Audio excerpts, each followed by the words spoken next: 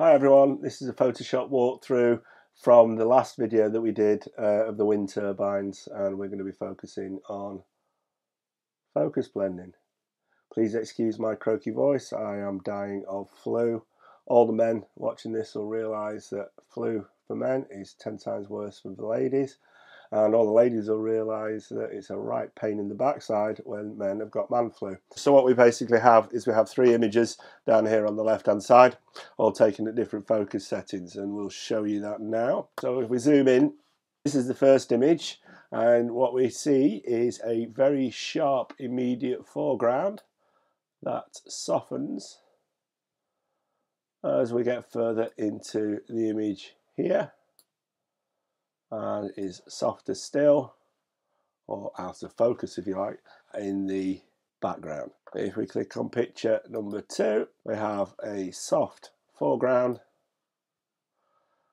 sharpened, once we let that render, sharpened mid area or mid-ground. The area of the immediate trees in the background is sharp but softens towards the background. And finally, picture number 3, very, very soft foreground, softer mid-ground, but a nice, once it renders, a nice crisp background, focusing on the very far background here.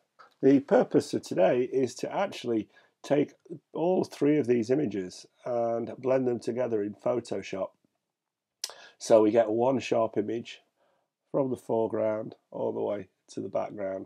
One note of caution when doing this is if you're going to do any tweaks or changes to get the colour settings right as the picture was taken, do it first in Lightroom. So we'll just talk about what I mean about settings. We're talking about your exposure, your contrast, your highlights, shadows, whites, blacks, setting, lens corrections, removing chromatic aberration, enable profile corrections. Do it all in Lightroom on one image. So when you've done it on the one image, you can then easily go up to edit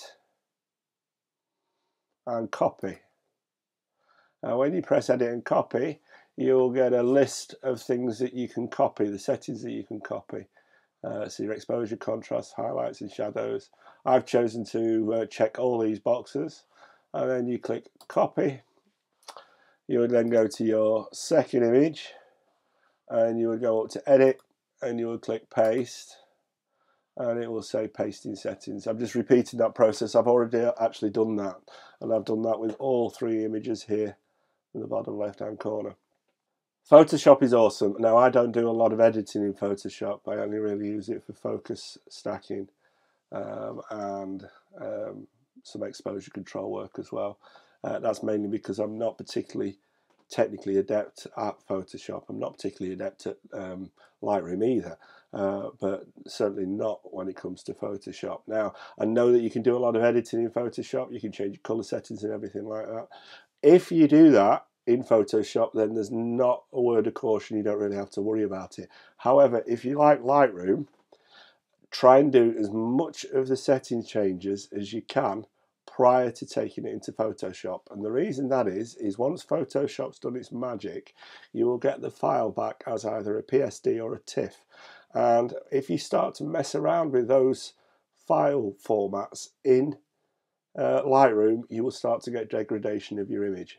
Somebody who's a lot better at doing this stuff than me explained it like going down a one-way street. What you do is, as you start to go into Photoshop and changing the images, you'll block yourself into a corner, and then it's difficult to take it back into Lightroom and to do minor tweaks.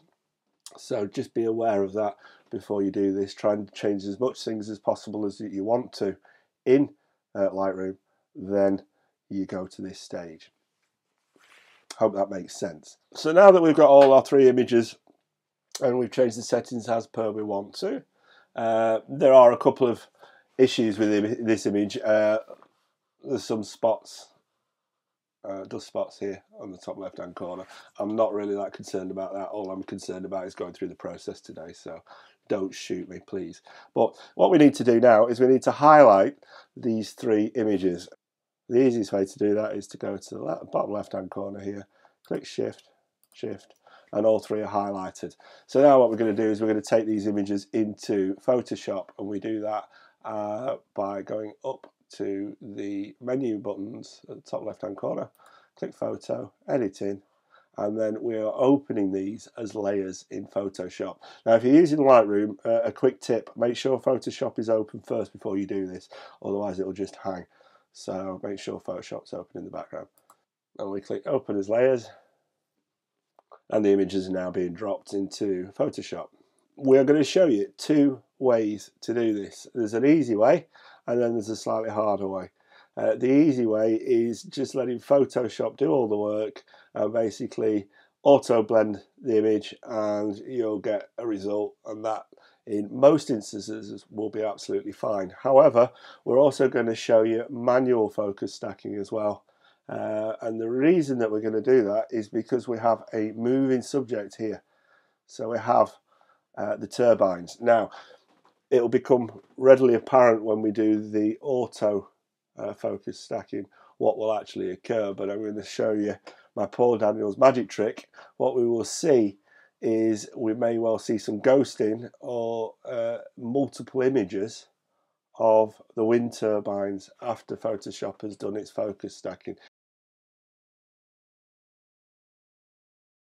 First of all, we need to highlight all our layers. It's the same way that you do with Lightroom. Make sure the first one's highlighted. Go to the bottom one, click Shift, and they're all highlighted. Then we go up to Edit, and we go down to Auto Align Layers. So why do we need to auto align layers? Well, when you change your focus settings on the camera, you may well get some focus breathing. What that means is that the actual image will move slightly compared to one image and another at different focus settings. It's the way that the lens actually works. So what this does is Photoshop auto aligns the layers for you. So we click auto align layers, and there are different options. Obviously perspective, collage, cylindrical, spherical, and reposition. Leave it on auto and leave these switched off. Click OK and let Photoshop do its magic. So Photoshop has auto aligned the layers. What you would normally see on the outside of the image, if it had to do a lot of work, is some blurring on the edges where it's had to correct things. Well, we've been pretty lucky here that there's not too much distortion on the edges. So I'm just going to leave it as it is, but what you would normally do is if you saw that, you could actually crop your image to get rid of them. Okay, so we're going to go back up to Edit, and we're going to go back down to Auto Blend Layers. 2 options here, stack images and panorama. Well, obviously we're not done a panorama, so we're just going to stack the images. What Photoshop will do is it'll pick the sharpest parts of the image and it will render those into one image. Click OK. Now, Photoshop has done its magic, yeah? But what's it done? Look at the turbines, yeah?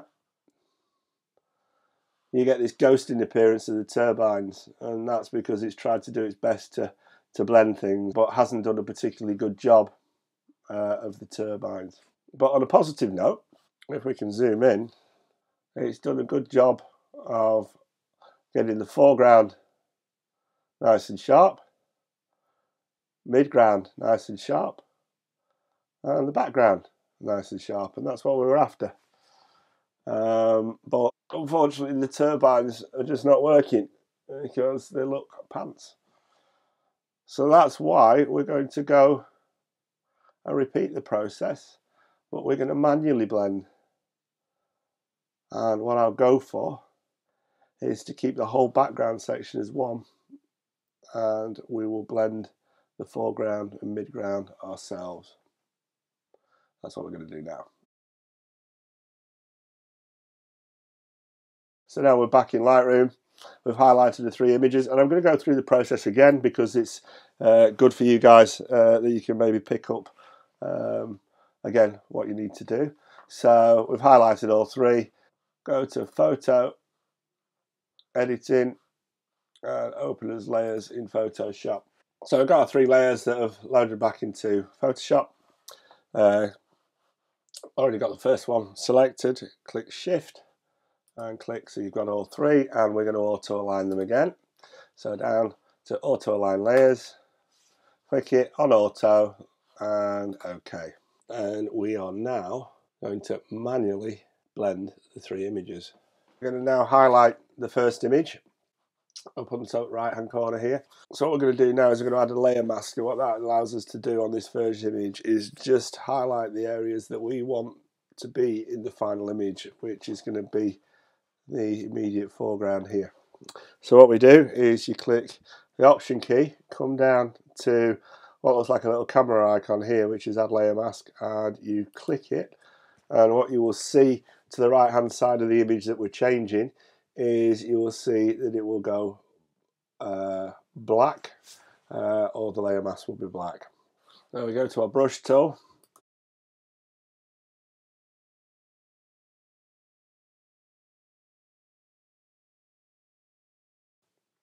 and then we can start painting in the areas that we want to be sharp on this section.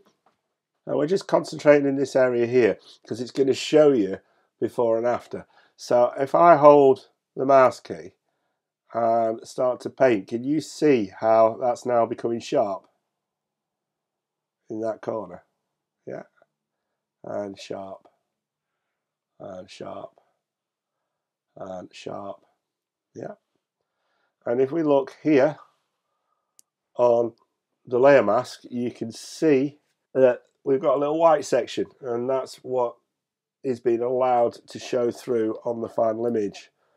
So what we're going to do is we are going to paint across the image,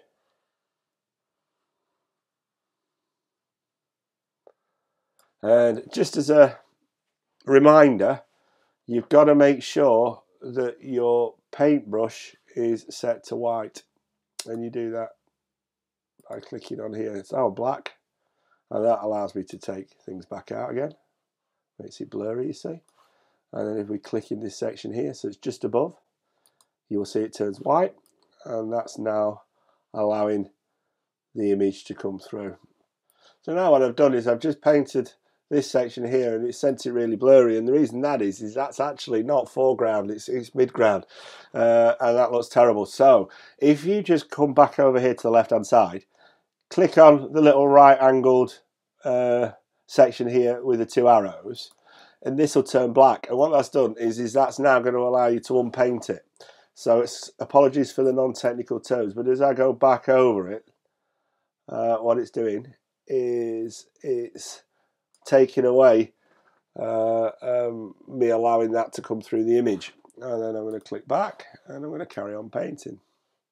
So if as you're doing this you see an area and it doesn't look as sharp as it did before, that's all you do. So I could use a bigger brush for this, but I'm not going to. Okay, and can you see it went blurry again? Click and make it sharp.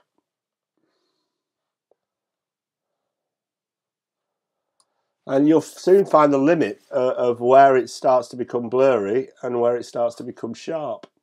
I'm not going to go 100% on this, it's just showing you how to do it. But if we just look here on the right hand side, you can see now on this first image, which we knew was sharpest in the very foreground, that the area that's been painted in and made the final image that's going to be the sharpest is the white section here. Yeah, so this is where we're looking, and that white section is the foreground. Yeah, so we've done our foreground sharpening. So let's click on the next image, which we know is the sharpness for the midground section. And what we're going to do is we're going to add another layer mask. So click Option, come down here to what looks like a little camera icon. Make sure you're holding the Option key or the Alt key on a PC. I use a Mac, so I'm holding the Option key. Add layer mask. Make sure that your painting tool is on white, which it is. And then we come to our mid section here and we start to paint in. And hopefully you guys should see that this is going from a blurry image to a sharper image. But what I'm going to do is I'm going to zoom in, and it should become more apparent as we zoom in again, and you should see that things start to appear in front of you sharp. So again, I'm sure there's an easier way to do this, but I'm not that technically minded, and if you are technically minded, I do apologise. But you can see that what we're doing is we're just painting in the sections and making everything sharp. And what we can see here on the right hand side is with the middle image compared to the first image where we were highlighting the foreground, we're actually highlighting the midground here. We can see that as light. Now, on the left hand side here, we've got the grass. We're going to highlight that, and we're going to see whether or not that gets sharper or whether or not it gets softer. And immediately it gets softer. So we know that this image is not the best thing to get this area sharp. So click on our little icon here and paint that back out again. Simple as, yeah. And once you've got most of the image sharp, you can then make the brush tool smaller and go over your edges just to get things sharp where you want them. I'm just going to zoom out. So we're just going to take a look at what these little eye icons here mean. What we can do is we can isolate different sections of each individual image that are actually going to come through to the final image. So if we switch the background image off, which is this one, we can see that all we've got is the dry stone wall at the front. Yeah, and what we're seeing is we're seeing image 1, which is your foreground sharp image here, and image 2, which is your midground sharp image, being shown. If we switch off the middle image, which is your midground sharp image, all we've got is the foreground sharp image. Yeah, we can then highlight the eyeball icon, and we can see that that has now been put in place. Highlight the last image, which is the background, and everything comes into place. Now, what's the difference between what we're doing here, which is rough, but you know, you can fine tune it to the way that you want it to work, and you can be a lot more particular with making sure that the right sections are sharp. But what we've done is we've got rid of a lot of this nasty movement in the turbines, rather than having the ghosting that we had on the auto blend option with Photoshop. And this slight movement in the turbines I actually like. Yeah. If you tried to save this, it would be a huge file. So once you're happy with the manual focus blending that you've done, then you will flatten the image. So you go up to the layer section and you go to flatten image, and you end up with a sharp image front to back. So what we're going to do is we're just going to crop the image because we have some white sections around the outside of the image, and just for appearance's sake we'll crop it and click tick, and that's our final image. So those are the two ways that you can focus stack. I'm sure there's millions of other ways, but they're the two ways I do it. But I preferred with this instance to manually focus stack or manually focus blend because I didn't like the movement of the rotors when Photoshop did it. But to be fair, 99.9% of the time, if you use Photoshop and auto align layers, then auto blend layers, it will do it all for you, and it's absolutely brilliant. But what some people do find is they'll find little blurry sections, which really drives them nuts. And if you do the manual focus blending that I've showed you how to do, then you can really go to town on your OCD and make sure that everything looks pin sharp. So I hope you enjoyed this little walkthrough, and I look forward to seeing you again. Peace.